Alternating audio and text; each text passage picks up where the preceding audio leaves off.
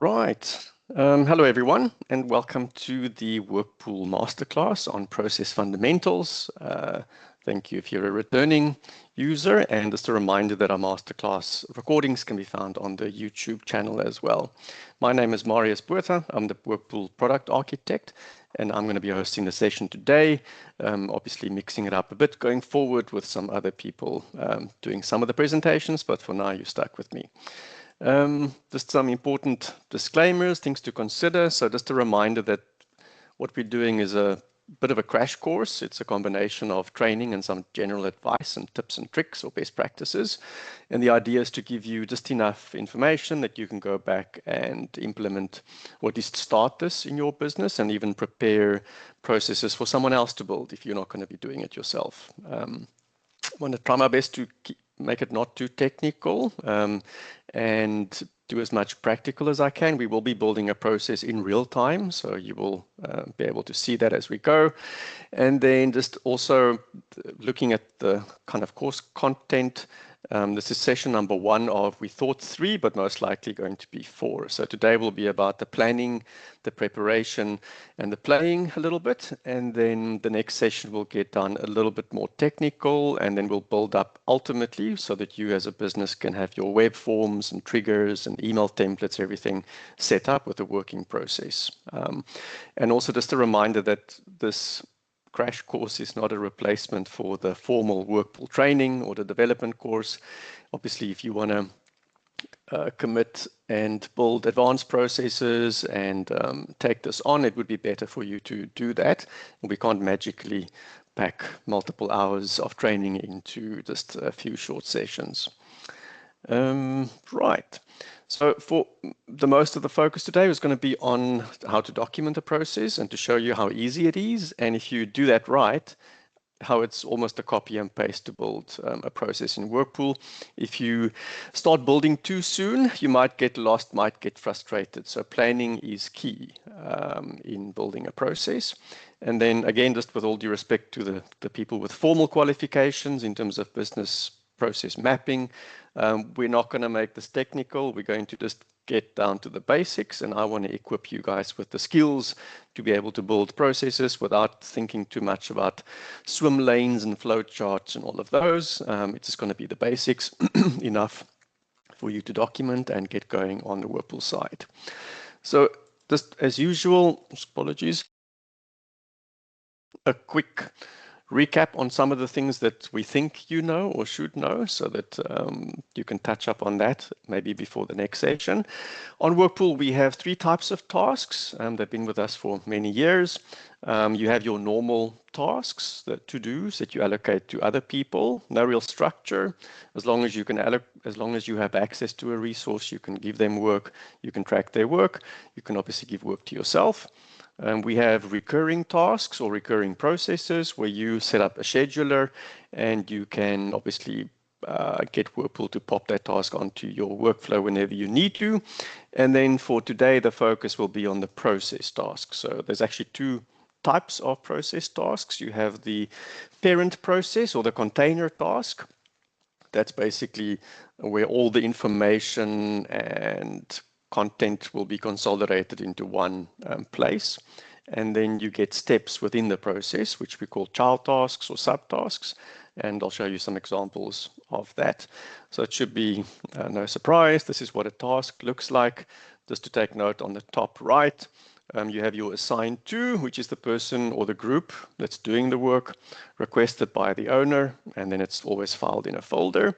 The same rules apply on a process, and every task will always have a unique number. As you may know, you can break a task into smaller pieces. You can allocate subtasks from any task, and that's often a nice way for people to keep control of a case and then delegate bits and pieces of it to other parties without having to move the task from one person to the next. And then there's like a few rules where you cannot complete this task without all the child tasks being completed. But similarly, it's a very manual process, but often how people manage processes without the benefit of a process. So just very manual. but very often will mirror what they do in real life. Recurring tasks, I'm not going to spend any time on today, but you can find that from your normal task menu under recurring tasks, and just be aware that you can start processes in the same way. And then looking at your process tasks, they look a little bit different. You'll notice the cog at the top, and then the name of the process, the business name of that process. There will be a primary task number or master task number at the top, and all of the content and subtasks will be linked to this one. There will be a process title, which you can give it any name. You have a process code. So a process can actually have multiple versions. So you can have today EMP 501, and then version 2027 could be different, and you keep your same code. It's just a unique identifier. And then just if you look on the right-hand side, the roles change a little bit. So we have a process initiator. So that's the person who started the process. We have the process manager. It's the person that we've assigned this process to. So this might be the case manager or the person dealing with a claim or an AGM, whatever the process might be. And you also have something called a process owner, and that typically is the business owner of this process or the manager of this process. And in WorkPool, you can actually target them. So whenever there's an issue on the process, or it needs to be escalated, or business needs to make a call, you can target any of these three roles in the process. Excuse me. You'll also notice this little yellow icon. If you click on that, it opens the process diagram. So that will show you what the process looks like, as well as where you're currently at. So it just creates that picture for you. And if you scroll down a little bit on the screen, sorry, just before I do that, you'll also notice a blue block, and it will contain things we call process attributes. And these are basically fields that contain information that you collect during the course of the process. So if this was a FICA process, for example, it might be ID document, proof of address, and proof of bank. So one of the benefits of a process is you can actually get specific fields to be completed and attached during the process, and they will always be visible on the process summary screen, the instance. And if you scroll down, you'll see all these steps in the process, which you can also sort, and you'll see what's been completed. You can click on them, drill down, and you'll also notice the active task or tasks that might be running. And then in process can also be stopped in case something, it's not going to continue all the way through. Clicking on one of these steps in the process, it will look like a standard task. The only difference being that it may have a blue block as well. So this is where you, as a process designer, can force certain bits and pieces to be completed as part of this task. They click on the blue bubble, fill it in, it's recorded on the audit trail. And also the other nice thing is that when they click the box to say mark as complete, it will show them what the next steps will be in the process. Sometimes people do more than they should on a task because they're not sure what's going to come. So this way that you don't take action when you know that there's going to be an action following this where you can continue the work. And then I just thought I'll mention this because it's a frequently asked question, is that whenever you view your task lists or the client's folder, process tasks, you can expand and collapse them so they're grouped together. Same would apply to normal tasks that you split up into subtasks. And then there is an option on the filter where you can disable the process container task. So typically people don't work on the master task because they're working on all the child tasks in the process. So they don't often want to see that task in their list if they're not going to actively manage that. So you can hide that. Similarly, go have a look on your WorkPool. There are other filter options. You can hide all completed tasks. So if you're waiting for someone to sign off your tasks and you don't want to see all the green tasks, you can hide them. And you can also split resource group tasks and look at only the tasks assigned to you. So those are the standard task functions. I think just before we kick off, I thought I'll give you just a few examples or explain the difference between normal tasks as you know them and then process tasks. So a normal task is created by a person when they create the task. So it's manually done by that person at that point in time. They know who's going to be doing it. There's typically a due date attached to it. It's got a certain place, and if it's a child task, you have very few rules on normal tasks. You can add subtasks, you can move them around, you can unlink them, and it's not really going to affect the flow of other tasks unless you manually do that. Then the resource is typically known when you create the task.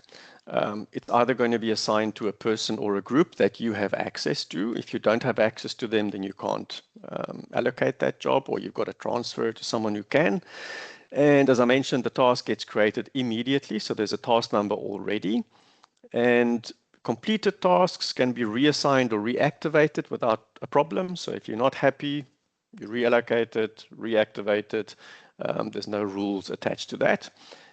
You don't have an option to force certain fields to be completed. So you cannot say, give me the ID document on a task, that you've limited to the standard fields. And then on a normal task, you also have to do manual quality assurance. So if you assign a task to someone, the resource and the resource marks that it's complete, comes back to you as the owner, and you have to sign it off, or you have to reallocate it. So that's a manual step, obviously, in terms of quality assurance, intentional. On the process side, the person, you don't have to worry about creating these tasks. That will happen automatically based on the template that you set up and the rules that you configure. The order and the flow of tasks are set to follow a predetermined path. So if you've got 20 steps, it's going to go from 1 to 20. You cannot unlink or break the chain. The chain was designed and created for a reason, and WorkPool will follow those rules. The owner and resource is only known or for certain at the point in time when that task gets created. So if one of the tasks in the process is going to compliance or HR, and that's a resource group, keep in mind that you can plug and play people in and out of groups. So it's only when the task gets created at that point that WorkPool will determine who the best person is for that task to go to, based on availability or whatever rules that you've configured. So yeah, keep in mind that when you start the process, who you think might be getting it depends on the rules you've configured, not by a human or someone manually going and allocating these tasks. Once completed, a child task cannot be reactivated. So if you're following step 1 to 20 and you're currently at step number 12, you can't quickly go back to step number 3 and change things and then have to run through it again. There are rules. Depending on the way that you design the process, you can obviously have quality checks in there and make sure that they loop back, so that you don't have to stop the process if someone makes a mistake. There are other features where you can copy process values and so on, but we're not going to focus on that today.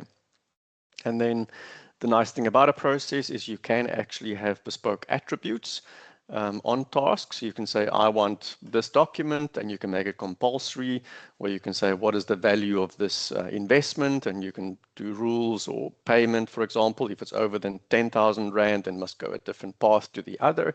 So you have the ability to take content and use that in your path that the process might follow. And another thing that we'll be looking at in the next session is you can even pull and push data from and to the directory views. So if you're looking at a view with like a will or a policy schedule or something, you can actually pull that into the process. And once you update it, push it back into the process as well. Then completed tasks are signed off automatically, so there's no forced QA. If you have 10 steps in the process, if you want someone to quality perform at a certain point, then that would be a new task in the process. And we did that so that the process won't be held up by some person always having to go and sign off a task. So yeah, just keep that in mind. The rules are very similar, they look very similar, but there are some exceptions, and you must just plan around them. Okay. So I've already mentioned these three to you. When you design your process, you're actually able to target tasks to specific people in the process. The process initiator is the person who started the process. The process manager is the person who you've allocated the process to, or is managing that specific case, very often the same person. The process manager cannot be a group, so it's always going to be a person that you make responsible for that process. And then the process owner or business owner of the process would be the one that you could escalate things to or target in case there's a problem with the process. And then just the one technical bit, in WorkPool we have something called expressions or formulas. And whenever you see this dollar curly bracket syntax, basically it means WorkPool, go check what's inside these brackets, figure out what I want, and then allocate that automatically. So the syntax is the same in most cases everywhere. Whenever you see dollar curly brackets, whatever is in there, WorkPool will automatically populate that at the point in time when you want to use it. For those of you who have used email templates, it's exactly the same syntax that you would be using there. Right, and then just the last thing on the resource groups. Not sure if you are aware, in terms of the audience, I'm not sure who does have system admin access and who does not, but basically resource groups might have been configured for you, or you might be using them but don't know all the details. So the purpose of a resource group is to set up a kind of role or a function in the business. It could be that there's one person plugged into it, maybe like compliance or HR. It could be a team of people like WorkPool support, and could even be just like a rotating function where you plug and play people into it. On the resource groups, and I'm mentioning it because you can target groups on your process when you design your process, you have a few standard roles. You have the manager role. So if you want to target the manager of the backups, you can get to them. The quality assurer, if that's a different role, you can specify both. Then you have the people who do the work. We call them members. So all the tasks assigned to infrastructure backups here.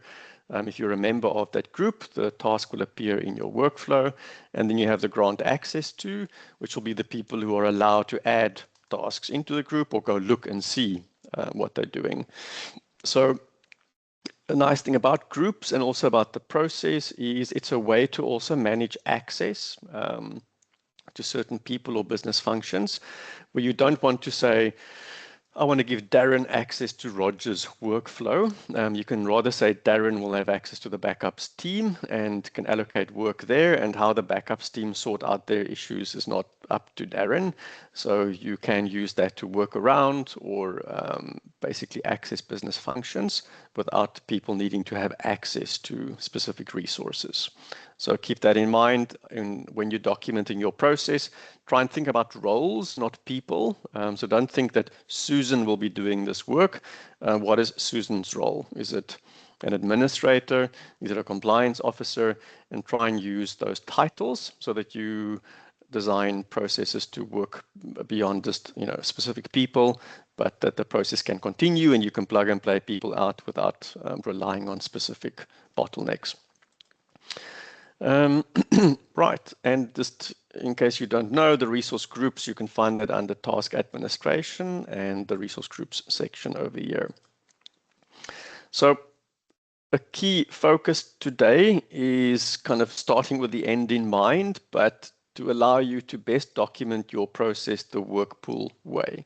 It's very simple, it's very practical. If you stick to our methodology, it literally becomes a copy and paste for building the processes. So before I just jump into that, I'm going to give you kind of 6 rule of thumbs or things to consider. And these are not WorkPool issues. These are kind of human or business considerations that you need to keep in mind. So the very first one is forget about WorkPool. When you design these processes, when you build them, think about your business, be practical. Don't already start thinking along, this is a task, this is where it's going to go. I want you to draw the diagram. I want you to brainstorm it, think it through before you go into WorkPool and start building that process. And the reality is that most of the time, which is why we're focusing on that today, goes into the planning and documenting of the process. I still prefer using a piece of paper when I can draw it out, scratch, ask questions, have little arrows and things, and then that's my draft. And then I go and actually document that process the WorkPool way. That's fine. So whatever works for you. Some people start building it immediately. That's great. But my recommendation is that you first go plot it out, draw it out, talk it out with the people. Collect all relevant information. Seek to understand first all parties and all angles. So I'm not sure if Jackie is online, but she can attest to the fact that things are rarely what we're told. We'll often walk into a business and say, and they'll say, yep, we had a management consultant. He's documented all of our processes. Here you go. There's 40 pages of processes. And yeah, when we look at it, when we start asking questions, it's very rarely what's actually happening in the business or happening in the business right now. And even when there's nothing, you'll have management giving you their view to say, oh, this is the way that we do it. This is the way that we work. We talk to the people in operations and they say, no, it's been like years since we've been doing that. We're not doing that anymore. And that miscommunication has got nothing to do with WorkPool. That is something that you as a business would need to brainstorm, discuss, first understand why you do things, who does what and when, and also look at the different preferences and why. Some people like to have a printed plan that they can put on the wall, often a good reason for it.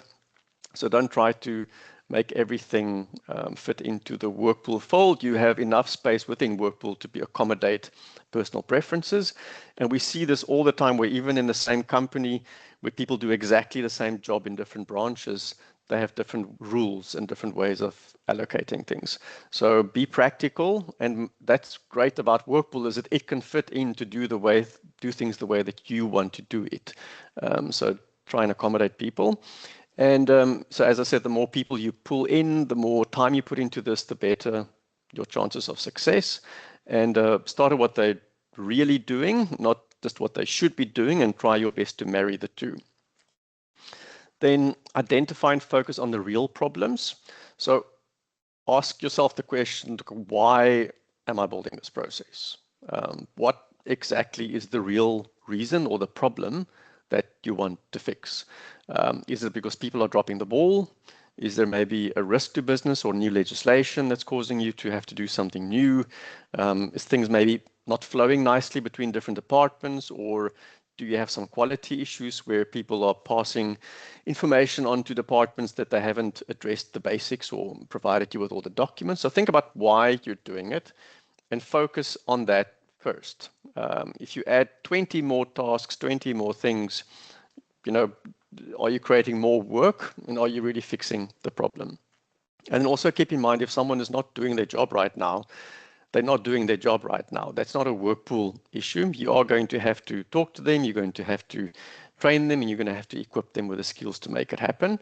And if that's not something you can fix, or there's better ways of doing things, then obviously the process, you've got many tools here to automate it. And in the future, also adding agents that will do some of the work for you. There's quite a few things coming in 642, which we can chat about later on.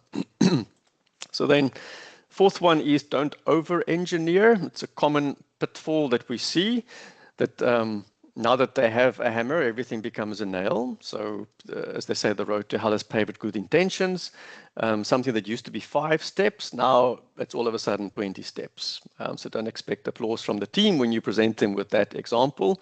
It's not going to fly. So try and work based on the structures and controls that you need, and don't create a death by task situation where, like I said, you have the right intentions, but when you look at it in practice, the admin team's just ticking all the boxes. So really it becomes a ticking exercise, and that doesn't really add value. And then again, as I say, try and be practical. If you have a team of people who's been doing the same thing for 10 years, they might not need the same structure as a department where you've got a high staff turnover. So in their case, you can group tasks together, like do 5 things in one, and that's okay, as opposed to being a micromanager. And try and balance kind of the perfect process to the practical, like, working process. So kind of contradicting the previous point is, do also apply new process design thinking. So don't just because in the past you had an actual paper folder, excuse me, Now think along the same lines where things must go from A to B to C to D. It could be that you can split things up and do multiple things at the same time. So if that's the case, then use that opportunity. And then try and pull management in, team leaders and other people into the process. We like to encourage management to lead by example, but if they don't work on WorkPool in terms of an admin role, or they only target it in certain key bits and pieces, it's important that you still get their buy-in and get them to support you in doing this process. Okay, so let me give you an example that it's not the one I'm going to be using to build the process, but hopefully the content will resonate with you or make sense. I'm going to take a simple annual leave application. We'll go into, let's say, a business, and we'll speak to the HR manager or the business owner and say, okay, you want to automate the leave process, tell me about it. Okay, so the employee will fill in a leave application form, and we'll say, okay, what form, where form? Is it a paper form? Is it an electronic form? Is it a system? Oh no, it's a paper form. Okay, great. They will then either hand that to the line manager, or they will send it an email or whatever, get it approved. If the line manager is happy, goes to the HR team. They'll check, well, does this person actually have leave, if the staff member can't check it themselves. And if it's all good, they'll approve it and update the payroll system. And the employee is informed, the line manager is informed, and then the task gets assigned, or there's a list for the employee to say, before you go on leave, remember to tell the team, set your out of office, check your task list, look at your resource groups, enable your mailbox access delegation, which is a feature on WorkPool. And then when you get back, check your mailbox, disable the out of office and delegation, clear the tasks, revert your resource groups, etc., etc. So that's what should happen. And then we'll say, okay, I've now documented this piece on paper. It's just writing down what you're telling me, asking some questions around, but will leave always be approved? Or there may be different types of leave. So you can dive as deep as you like or as deep as you need. And then we simply go and document that using tasks. So in this diagram, what I've done is I've got green blocks, and these ultimately will become tasks. So step A is complete the leave application details. And please note the wording matters. When you allocate a task to someone and it says package delivered, like, what must you do? What does that mean? So it's not actually package delivered, it's confirm that the package has been delivered, or attach weighable for the package being delivered. So you'll pick up very quickly when you start testing your own processes that you shouldn't be using an event, but you should be using a verb, an instruction, to say, okay, well, what must I do? What is the criteria to complete this task? It just makes it easier to understand, and there's gray areas. So after that one, which is assigned to the employee, so the employee will typically be the process initiator here, they'll get the task. It will then go automatically to their line manager to review and approve. And again here, if they say no, where must it go? What must happen? After that, it goes to HR department automatically to confirm availability and update the payroll system. After that, go to the pre-leave prep task, and then when they're back, the post-leave admin. So all I've done is I've taken what they told me and I go put it in a chain of tasks. I ask certain questions to say, okay, but if you decline the process over here, surely it must stop or go somewhere. It can't just be forced to continue all the way. So then you can actually have a rule to say, if not approved, then go say leave application denied by the manager and reapply. So what must they do? Is it just it's all over? Can you maybe put a loop in to say, okay, not those days, but maybe try for other days? And you can have that discussion, can have that loop up to the point it goes to HR. And then again, in terms of naming your tasks, instead of saying confirm availability of leave and update payroll, well, they're not going to update the payroll unless the leave is approved. So that typically is a separate task, I would say. Confirm availability, great. And then either if they don't stop, so let them know. Or if yes, do two things: update the payroll and automatically go to the employee, and that can happen in parallel. The one doesn't have to wait for the other. And again, once that task is completed, come back for the post admin. So that really is the way that we would document a process. Okay, hopefully you're all with me. At this point, it's just about in whatever format makes sense to you. I'll give you an Excel spreadsheet with that template that I've used as well, but paper is fine. Ultimately, you need to just get all of your knowledge in a single place where you can deconstruct it into a process. The process that I'm going to use and build on in the next following sessions will be an annual review. So that's my example. I'm not a financial advisor, so I probably won't do things that you would be doing in your annual review. It's a conceptual process only. I checked and we have more than 50 different businesses attending this session, never mind the user. So I need to make it generic and applicable to everyone. So in your case, please substitute the content with whatever makes sense to you. It might be annual financial statements, might be annual policy renewal, might be an actual financial advisor, could be an AGM, like annual AGM for a property or body corporate. It could be anything.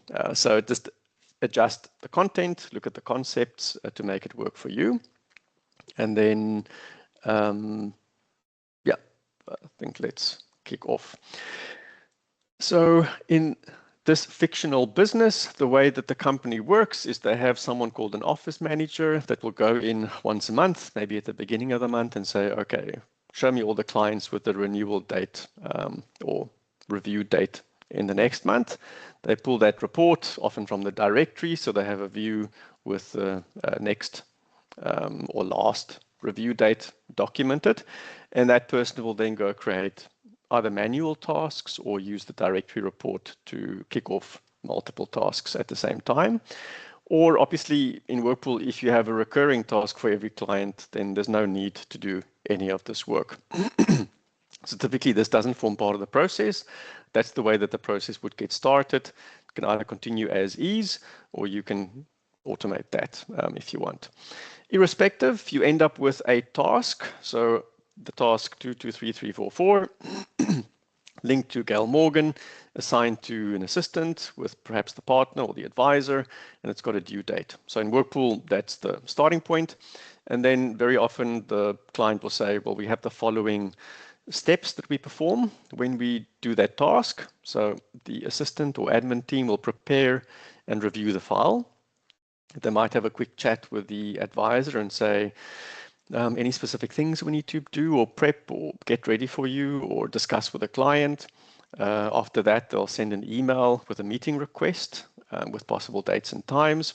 So just by the way, in the next version of WorkPool, we're going to add a calendar scheduler. So you can send a link to your clients and they can book your meetings directly based on personal preferences that you've set up. And based on that, the assistant will then confirm the meeting, maybe let them know, excuse me, if there's any documents they need to complete, maybe an updated list of assets or whatever. They'll update and prep the file. They'll hand that file to the advisor. And this is often where in WorkPool, either they will allocate a child task to the advisor to do their bit, or it could be that they transfer that task if they don't manage it. So obviously different rules might apply in business. And then the admin team might remind the client about 2 days before. The advisor will then have their meeting with the client, record the advice in whatever format they would typically do. And after that goes back to the admin team to do the post-meeting actions, emails and tasks, and update the file for review. So yeah, that is just documenting what the people will be telling us is our normal process, not trying to overcomplicate it. It is important that when you design your process, you know what people do right now. So as I mentioned, an important bit here is if the advisor isn't on WorkPool, so he's working on an F&A tool, that's fine. The admin team will keep that task, prep it, and then take the report back when they're done.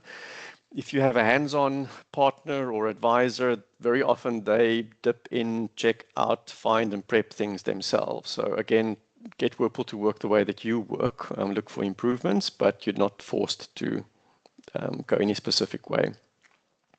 Mapping that on the WorkPool way, as I mentioned, the first bit becomes a recurring task.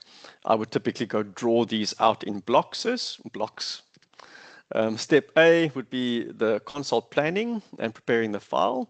So here I might have made some special notes or instructions from the advisor. Step B is contact the client and set up the consultation, as I said. So I might have a date that I've confirmed there. I might have a checklist that I've sent out using an email template. After that, the pre-consult preparation will kick off again to the assistant. I've broken it up into bits and pieces because sometimes this is an opportunity for you to delegate some work to other people. I mean, it could be that you allocate the first task to a more junior person because they don't really have to do much. It's more admin work. And then you kind of elevate and escalate it as you go. So pre-consult preparation would be finalize the file, get it ready, confirm the details, and hand over everything to the advisor.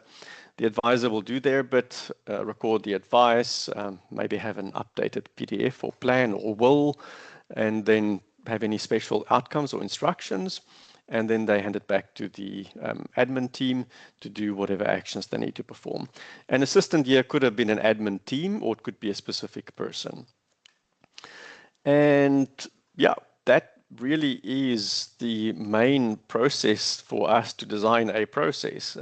And if you can do that, you've already conquered 3 of the kind of main building blocks within a process definition. So these green blocks, we call them flows. They're not tasks yet. I mean, they might become tasks. They're task templates, if you like.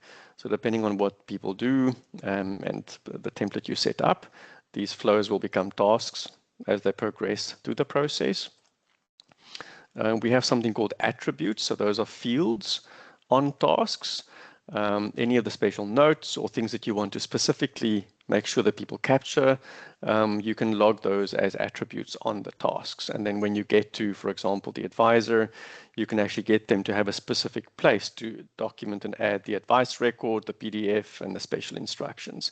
And very often having this container and the structure means you can do away with a lot of the manual filing and personal places that people store documents because they're scared that other people won't do things correctly, or they're not keeping track of it, or they're keeping a separate work in progress register. I mean, all of this you can view in real time. There's no need to keep a separate list for all of it. And yeah, adding these attributes means that you can force quality through the process and collect things. And the nice thing is this could be pushed automatically to an attribute on the views. And for those of you who attended the binder session, tasks can also use scripts to push documents into the binder section for that client folder. And the third one, transitions, those would be these yellow arrows. So whenever we say the transitions from A to B or B to C, you can actually have rules here to say if leave was declined, go left. If it's approved, go right. So those are transitions. And all of these things contained is called a process definition. So don't get bogged down in what we call it or the details, but when we refer to these things and when you look at the process designer, you'll recognize these names. And also it allows you to, if you're documenting these processes for us to build for you, then obviously chances are we'll do exactly what you want because you're telling us the correct terminology. Okay.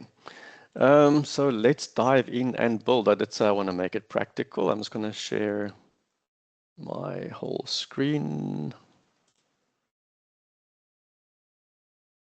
Okay. Let's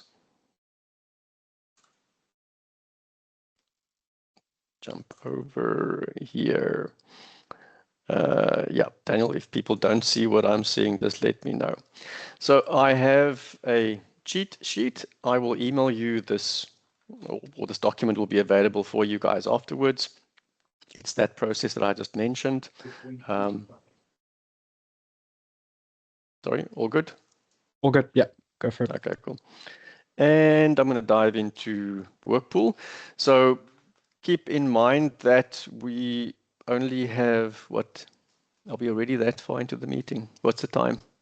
Yeah, we've got 5 minutes left. Okay, cool. Well, I'll be quick. So you go in, you go to the process designer, and obviously you can go look at this afterwards. I'm just going to create a quick process called test, annual review, and we'll discuss that next time. But you can say this is typically going to take me 1 month in total to do. And there we go. There's my process, test, annual review. A process can have multiple versions. So as you do it, you'll see multiple lists items appear here. But all I'm going to do now is click on the diagram. So here's my diagram. And now I'm going to copy and paste. So I'm going to go to my process. I'm going to say, OK, step A is consult planning. I'm going to edit the flow. I'm just going to give it the name. Task title is that. You'll notice it automatically pulls through some of the expressions for me.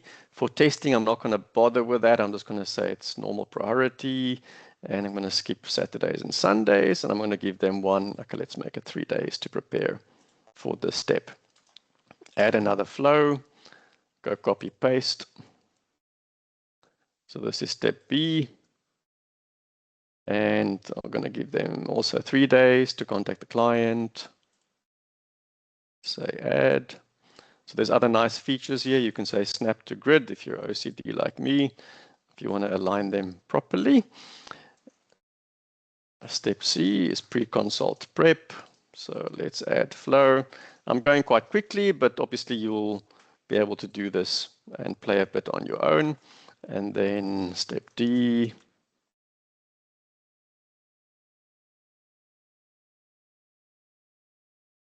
And step E.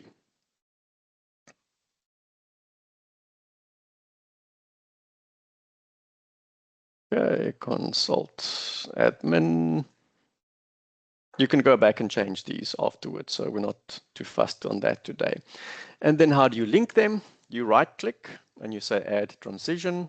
You click on the one you want to go to. Again, I want to go from B to C. I right-click on B, add transition, link it up, add transition, link it up, add transition, link it up.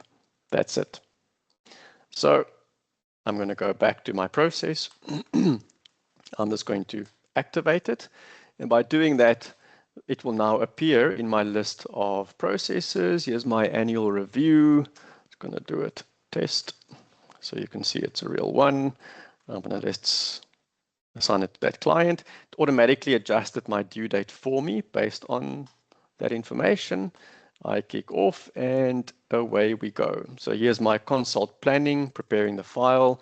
You'll see it's linked to the parent task. If I click on that, I can see my container. I didn't set any attributes, but I can see who's the initiator, the manager, the owner, and I can click and complete that task. As I mentioned, it pulls through the next step. So I can just say done, and it kicks off the next task automatically. So we have limited time, but you get the gist of it. It's as simple as that. You can click on the yellow icon and it will show you the process that I've just built. So it really is a copy and paste exercise. If you can map your process, you can build it quite quickly. And the goal for today is for you to have an environment where you can go play and get some time to get familiar with the designer. Obviously, there's a lot more that we'll cover in the next session in terms of attributes and how to link them and some expressions, but that was just something to get you going. And to just, sorry, share my screen again. That's it. Please don't go and build processes on your production environment. You might not have system admin for access for a reason. It's important that you only work on an environment that you can keep with real data. If you want to build reports later on, if you have a lot of messy data, it's going to make it more difficult for you. So do consider that. If you don't have admin rights at the moment, then obviously you can request that. But as I said, please don't build on the the production server. We have 3 options for you where you can go play and build processes. 2 of them are free. You have the public demo site, which you can get the details either on the website or ask support. You get the process development server, which is something we've made available to people who've done the process development training. That's reset every 30 days. So it's free, but you need to export and import things. And on both of these sites, you're sharing the environment with other people. So it could be that, it's not going to be, you can't put confidential information in there. And then for many of you already in the session, you have your own development environments. So that would be the other option, definitely the preferable one. The development server is 435 Rand ex-VAT per month. It's a fully functional server. We normally charge a normal installation fee for that. And just for this masterclass series, we've had a very, very, very good special for you so that you can actually save 1,300 Rand. We'll get 50% off that 870, and we'll give you all the time for free until the 1st of July. So if you want to take us up on that, please send an email to support. And we're doing this because we want you to be able to get your hands dirty and play and have an environment where you can build before the next session. So please do that. It's got no long-term commitment, so you can cancel that with a 30 days notice, and obviously no refunds because we will be doing the work. So wrapping up, we'll post this video probably today. You can go and have a look at it again. The main focus, as I said, if the most of the work goes into planning and documenting the process, please do go either work on your own UAT server or on the dev server. Make sure you have that available before the next session because you are going to be building processes, playing with web forms and looking at expressions. And yeah, make sure that you sign up for the next one, which is going to be in 3 weeks' time. So yeah, this video will be on the WorkPool TV channel. It's at WorkPool TV. Right, I'm not sure where we're at in terms of time. Gone just a little bit over. If there are any questions or you would like to just jump in, Daniel, please just assist with that. Will do. Yeah, anybody can just raise their hand. We are a little bit over time, but Saturday did have a question on our Q&A asking if there's any plans for adding something like attributes to a standard task. So you don't necessarily then need to have a process if it's a very simple type of task. Correct. Yeah. So that is something we will be adding as well, but for now it's process is your only way. Cool. And I'm not too sure if anybody else has any questions. You're welcome to raise your hand and I'll unmute or pop it in the Q&A or the chat. So yeah, the main thing is to please get ready, prepare, document your processes in the way that I've done it today. Make use of the spreadsheet that we can make available to you guys. Go play. I mean, you can't really do much harm. Go check out the attributes, go check the transitions, go play, go see what it is. It will just give you that leg up. Like Ruben just asking that you mentioned the advanced training for process design. Maybe you can just go into a bit of detail on that, Marius. Yeah, so we have a formal course, which anyone can, it's also on our website. It's basically 2 parts. It goes into a lot more detail of what I've done today. It explains the different types of attributes, the expressions and the formulas, how you would construct these things. It's about a 3 or 4 hour training course. And it's again important that you have an environment where you can then go put it into practice. So typically that's the first part, and then we have a follow-up one, which is the more advanced, where you can have triggers to automate things like emails going out, where you can push and pull data, where we look at the reporting side. But doing it all in one course we found is just a bit overwhelming and too much. So we've got 2 different courses. If you want that, then just ask the support team. They can send you a link to that. And yeah, it looks like no other questions at this point. Cool. Right, hopefully I've equipped you with enough to start, and I look forward to seeing you in the next one.